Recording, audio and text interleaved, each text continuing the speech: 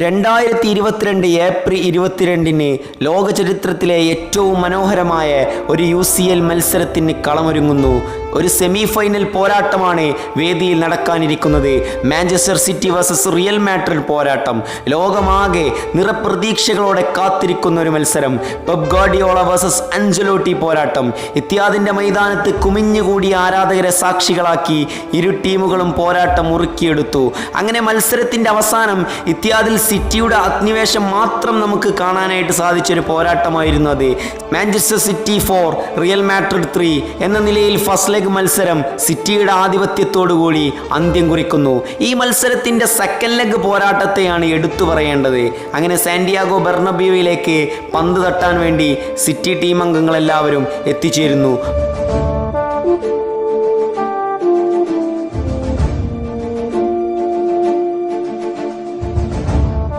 പക്ഷെ അവിടെയും പലതും എതിരാവുമോ എന്ന് റിയൽ മാഡ്രിഡിൻ്റെ ആരാധകർ ഒരുപാട് കരുതിയിരുന്ന ഒരു നിമിഷം ഉണ്ടായിരുന്നു. ആ നിമിഷത്തിലാണ് മെഹ്റസിൻ്റെ ഒരു ഇടിമിന്നൽ പ്രഹരം അഗ്രിഗേറ്റ് സ്കോർ 5-3 എന്ന നിലയിൽ തെളിയിച്ചു കൊടുക്കുകയാണ്. റിയൽ മാഡ്രിഡ് ഒരിക്കലും മത്സരത്തിലേക്ക് തിരിച്ചു വരില്ല എന്ന് ലോകം വാഴ്ത്തപ്പെട്ടൊരു നിമിഷം. ഇവിടെയാണ് അഞ്ചലോട്ടി തൻ്റെ ആയുധപ്പുരയിലെ ആണവായുധത്തെ മിനുക്കിയെടുക്കുന്നത്. അതെ, റോഡ്രിയാഗോയെ കളത്തിലേക്ക് കയറ്റിവിടുന്നു. അവസാന നിമിഷത്തിൽ സിറ്റിയുടെ പ്രതീക്ഷകളെ അസ്തമിപ്പിച്ച് ആ ബ്രസീലിയൻ അവതാരം റിയൽ മാഡ്രിഡിന് UCLൻ്റെ അങ്കണത്തിൽ തിരിച്ചുവരവ് അറിയിച്ചു കൊടുത്തു.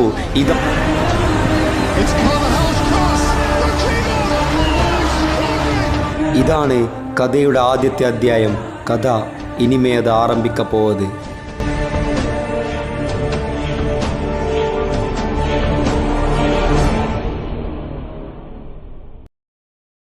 പ്രതികാരത്തിൻ്റെ ഒരു വർഷം കൂടെ സഞ്ചരിച്ചിരിക്കുന്നു. ഫുട്ബോൾ പ്രേമികളെ ആവേശത്തിൻ്റെ നെറുകയിലെത്തിച്ചുകൊണ്ട് മറ്റൊരു UCL സെമി ഫൈനൽ കൂടെ അവർ ഏറ്റുമുട്ടാനൊരുങ്ങുന്നു. Real Madrid versus Manchester City. ഒരു പഴയ പ്രതികാരത്തിൻ്റെ കഥനകഥകൾ പെപ് ഗാർഡിയോളയുടെ ചിന്താവിശേഷങ്ങളിൽ ആഗതമാക്കി തുടരുന്നു. അങ്ങനെ ബെർണാബ്യൂവിൻ്റെ മണ്ണിൽ ഇരുവരും തമ്മിലുള്ള ആദ്യ ലെഗ് മത്സരം ആരംഭിക്കുന്നു.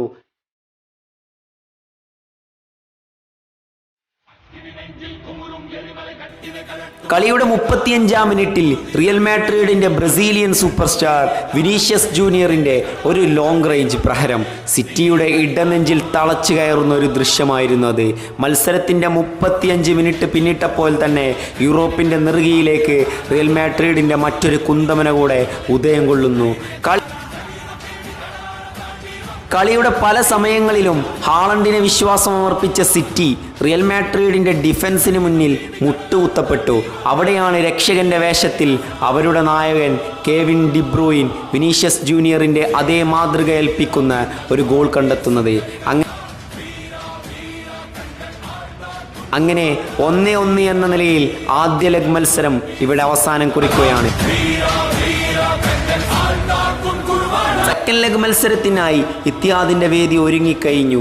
പഴയ കടങ്ങൾ വീട്ടുവാൻ തയ്യാറായി കഴിഞ്ഞു. എല്ലാ നിലകളിലും ചങ്ങലപ്പൂട്ടിട്ട് പൂട്ടാൻ തന്ത്രമൊരുക്കിയിട്ടായിരുന്നു അഞ്ചലോട്ടിയും സംഘവും കളിക്കളത്തിലേക്ക് ഇറങ്ങിയത്.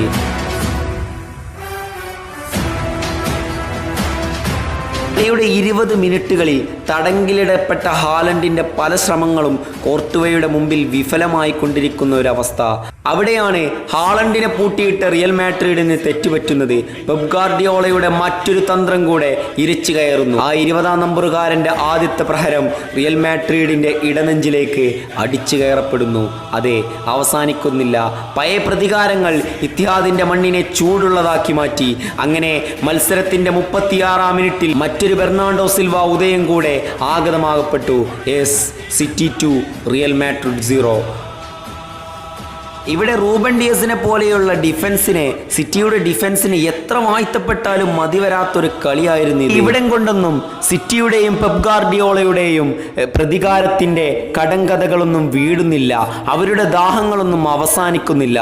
കെവിൻ ഡിബ്രോയിനയുടെ മറ്റൊരു ഫ്രീ കിക്കിൽ എഡർ മിൽറ്റാവോയുടെ ഒരു ഓൺ ഗോൾ കൂടെ പിറക്കുന്നു.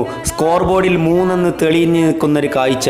റിയലിൻ്റെ വിജയമന്ത്രങ്ങൾക്ക് അവസാനം കുറിച്ചുകൊണ്ട് 90-ാം മിനിറ്റിൽ തൻ്റെ ആദ്യത്തെ ടച്ചിൽ തന്നെ ഗോൾ മുഖത്തേക്ക് തിരിച്ചുവിട്ട് ജൂലിയൻ അൽവാറസും റിയലിനെ പഞ്ഞിക്കിടുന്നതിൽ കൂട്ടാളിയായി മാറും. അവസാനം പ്രതികാരങ്ങളിലൂടെ റിയൽ മാഡ്രിഡ് എന്ന രാക്ഷസ കോട്ട തച്ചുടക്കി മടക്കി വെച്ചിരിക്കുന്നു മാഞ്ചസ്റ്റർ സിറ്റി.